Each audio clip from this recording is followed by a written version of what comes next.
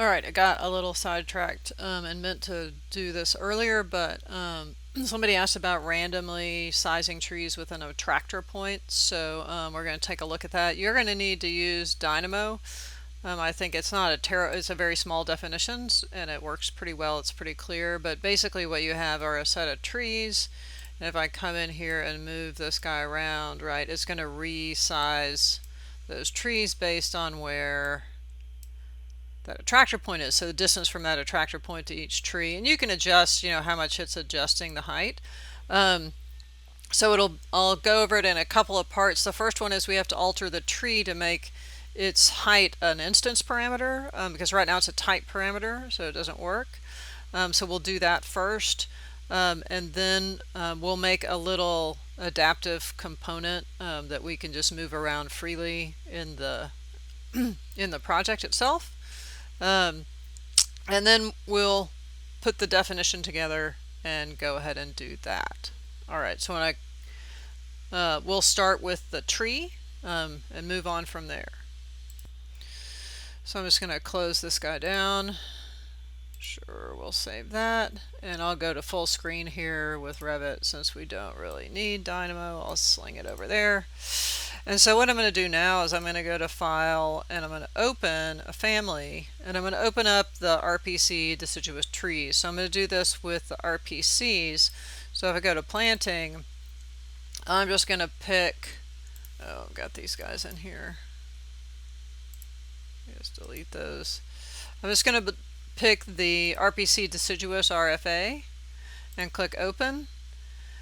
And that's going to give me this tree. And if I go to my family types dialog box and I try to change this height by editing it to an instance parameter, it says no, you can't do that, it's a built-in parameter. So the way you get it to move to an instance is to come into this guy, pick the tree, and you'll see a height over here, right? So I can override that height assignment. But first, what I need to do is go into my family types dialog box and just create a blank instance parameter for the height. So I'm going to come down here and go to new parameter, and I'll name this height instance.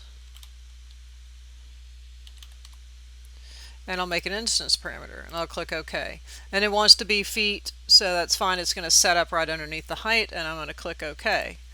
So now if I come in and I pick the tree and this height right here is set to 20, if I click on this associate family parameter and pick the height instance, it's now going to reset that.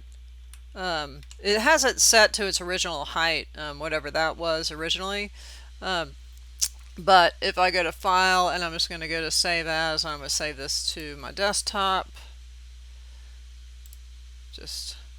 And I'll name it RPC deciduous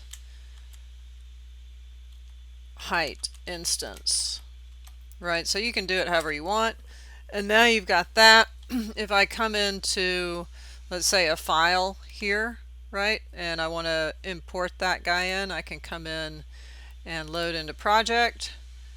That guy comes in. I can start sort of picking him around, right? Set a few of those. And then if I pick them, you're going to see I'm going to get the height instance over here. And it comes in at a default height. I think it was 25, but if you come in here and put in 10 feet, then that one will be 10 feet and you can adjust them individually. Right, so it was 25 because that one didn't change. So if I do 20 there, you now have an instance parameter. Okay, so we need to do that first. So go ahead and make a tree with an instance parameter that you can adjust. All right.